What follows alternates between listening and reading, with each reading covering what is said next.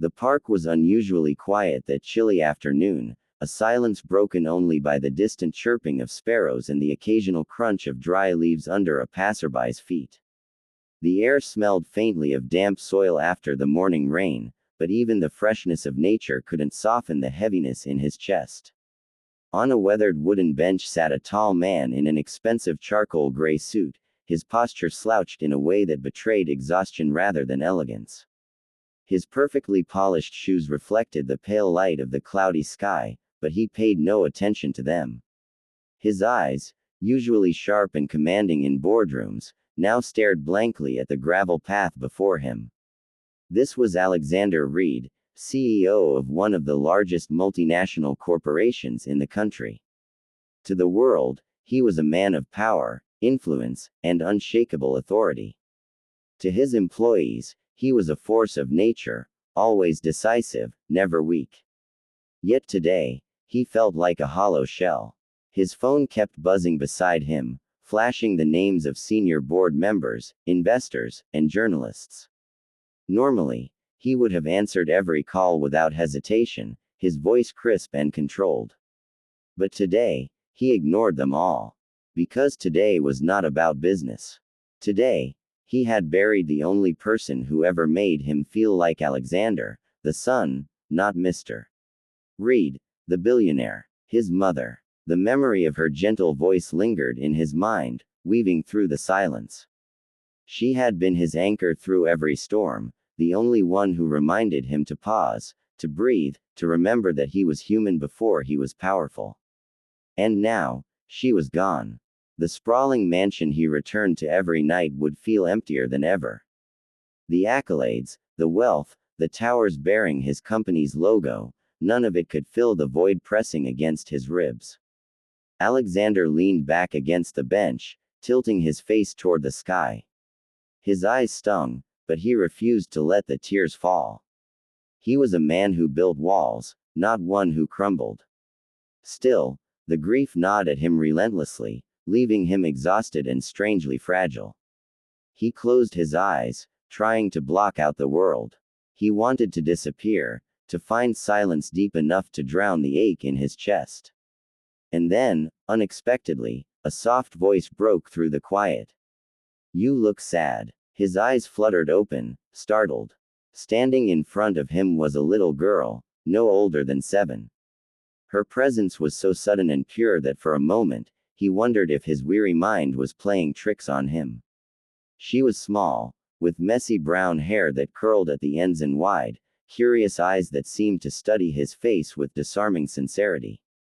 She wore a faded pink dress that had lost its brightness from too many washes. Her socks sagged unevenly around her ankles, and her tiny shoes bore holes at the front. Yet despite her worn-out clothes, she clutched a teddy bear to her chest like it was the most precious thing in the world. Alexander blinked, unsure of how to respond. He was used to being approached by men in suits, journalists with cameras, or business partners eager to shake his hand. But a child, standing before him in the quiet park, looking at him with such innocent concern, that was entirely foreign. I'm fine," he muttered awkwardly, forcing a smile that felt heavy on his lips. His voice, usually commanding, sounded unconvincing even to himself. The little girl tilted her head, her eyes narrowing slightly as if she could see through his lie. Children had a strange way of cutting past masks adults wore. She didn't look away, didn't nod politely, didn't move on. Instead, she studied him with the kind of seriousness that made his heart skip. Then, without hesitation, she extended her small hand. In it was her teddy bear. The toy was worn, its fur matted and patched with stitches. One button eye was missing, replaced with a messy bit of thread, and its stuffing peeked out from a seam along its side. Yet it was clear the teddy had been loved fiercely, carried everywhere, and hugged to sleep for years. "You can take my teddy," she said with a tiny but certain voice. "He makes me feel better when I'm sad." Alexander stared at the toy, stunned. Of all the countless gifts he had received, luxury watches, fine wines, artwork worth millions, none had ever struck him like this simple gesture. The bear was not just fabric and stuffing. It was comfort. It was love. It was everything this little girl had, and she was offering it to him without hesitation. His throat tightened, and for the first time in a very long while, Alexander felt his eyes burn with unshed tears. His carefully built walls, the armor of wealth and pride he had worn for decades, began to crack. "Why would you give me your teddy?" he asked softly, his voice rougher than he intended. The little girl's smile widened, revealing a small gap where a tooth was missing. "Because you need him more than me." Her words hit him like a thunderclap. He had built skyscrapers, controlled markets, employed tens of thousands of people. He had signed deals worth billions, yet here stood a child, barefoot in spirit, poor in possessions, telling him with absolute certainty that he needed a teddy bear more than she did. For a moment, he couldn't breathe. Alexander reached out, his large hand trembling slightly as he took the teddy bear from her. The toy felt soft, fragile, and oddly warm in his grip. It was such a small thing, yet it carried a weight far heavier than gold. He looked back at the girl, who now simply stood there smiling, as though her gift had solved the sadness she saw in him. And in that instant, Alexander Reed, the man who had conquered boardrooms and built empires, realized something he had forgotten long ago. Kindness, given freely, was the most powerful force of all. Alexander sat frozen on that weathered bench, the ragged teddy bear resting heavily in his hands. For a man who had been given everything life could possibly offer, wealth, power, influence, it felt strangely humbling to hold something so small, so ordinary, yet so priceless. He kept glancing down at the bear and back at the little girl, as though trying to piece together the simplicity of her kindness. He finally cleared his throat, his voice low, almost hesitant. "What's your name?" "Lila," she answered, smiling brightly.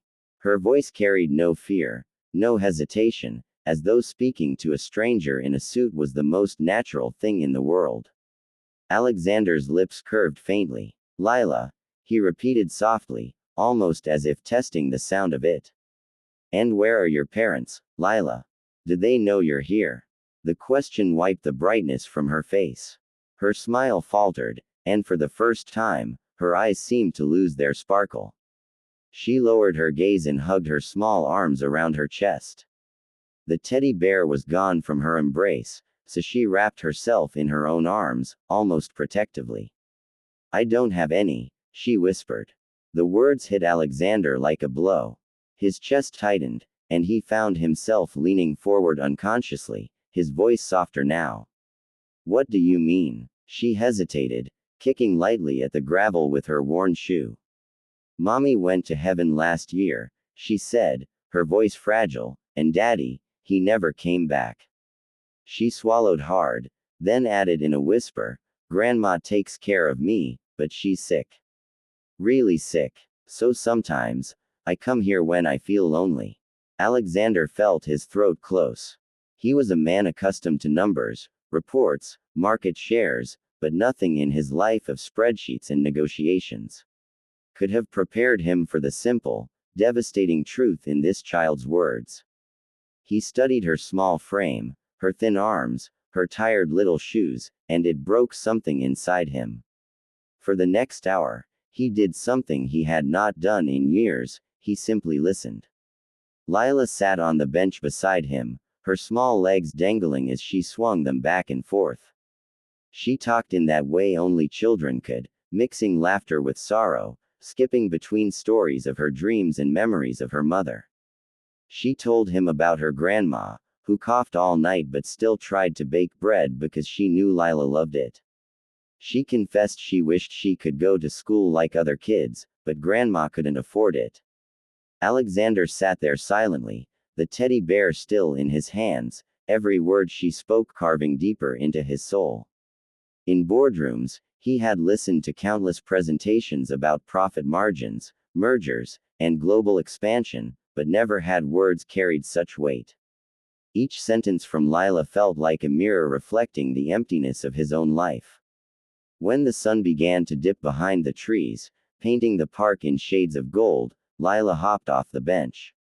She brushed off her dress and smiled up at him, the kind of smile that carried resilience despite everything. "I have to go," she said softly. "Grandma will worry." Alexander stood as well, towering over her, yet feeling strangely small. "Wait, Lila," he said quickly. "Your Teddy, don't you want him back?" She shook her head, her curls bouncing slightly. "No, Teddy helps people who are sad. Right now, that's you. When you're better, you can give him to someone else." And with that, she waved a cheerful goodbye and skipped down the path, her little figure growing smaller until she disappeared around the bend. Alexander remained rooted to the ground, clutching the bear like a lifeline.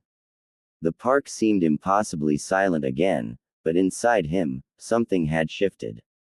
For years, he had lived for himself, for power, for status, for the next big win. Yet a child with nothing had reminded him of the very thing he had lost: humanity. That night, he sat in his vast mansion, staring at the teddy bear on his desk. The golden chandelier glistened overhead, the marble floors gleamed, the walls echoed with silence.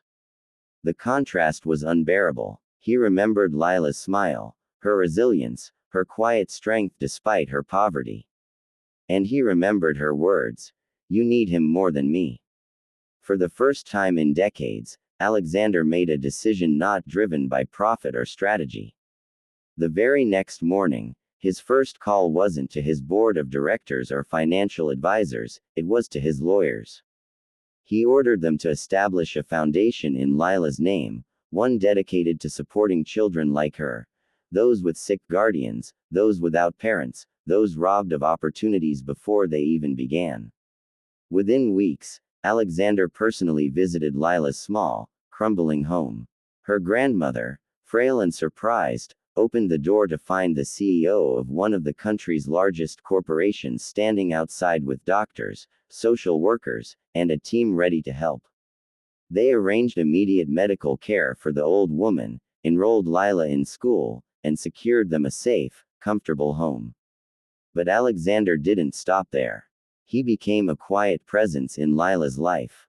He attended her school plays, celebrated her birthdays, and often sat with her grandmother, listening to her stories. In public, he remained the powerful, untouchable CEO.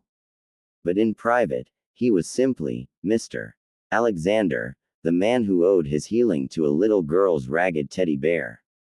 Years later, long after the foundation had grown into one of the most respected charities in the nation, visitors to Alexander Reed's office often noticed something curious. Behind all the awards, the photographs with world leaders, and the golden plaques, sat a small glass case.